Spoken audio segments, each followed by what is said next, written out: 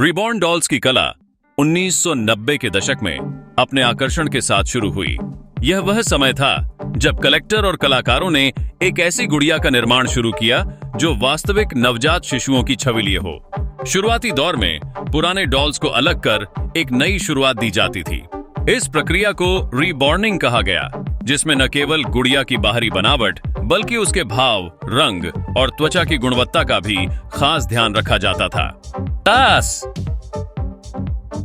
इन जीवंत गुड़ियों का निर्माण एक नाजुक प्रक्रिया है, जिसमें कलाकार कई सटीक स्तरों पर रंग लगाते हैं। यह इतना वास्तविक होता है कि बाहरी दिखावे से लेकर नसों तक का हर विवरण अनोखा होता है।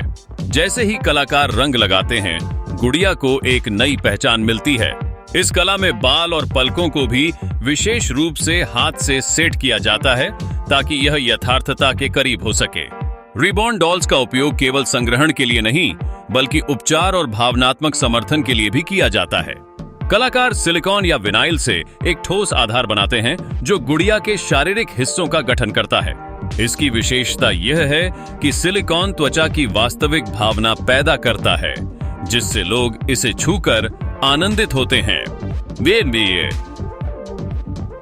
इन गुड़ियों पर रंग लगाने की विधि बेहद विशेष होती है, जिसमें खून की नसें, झाइयां और झुर्रियां बारीकी से बनाई जाती हैं। जैसे ही पेंटिंग का कार्य आगे बढ़ता है, गुड़िया में चमक भी पैदा की जाती है, जो नवजात शिशु की त्वचा का असली एहसास देती है। माइक्रो रूटिंग तकनीक का इस्तेमाल कर बालों को भी असली दिखाया जाता है। यह समर्पित कुशलता और समय की मांग करती है। इसी वजह से रिबॉर्न डॉल्स अपेक्षाकृत महंगी होती हैं। कई लोग, विशेष रूप से वे माता पिता जिन्होंने अपने शिशुओं को खोया है, इन्हें अपने दुख को कम करने के लिए अपनाते हैं। यहाँ तक कि कुछ लोग इन गुड़ियों का उपयोग नवजात शिशु की फोटोग्राफी में कर रहे हैं, क्योंकि इनका रूप असाधारण और सच में वास्तविकता के करीब होता है। यहाँ रीबॉर्न डॉल्स एक जादुई यात्रा की ओर ले जाती हैं, जहाँ भावना और कला का अद्भुत मेल देखने को मिलता है।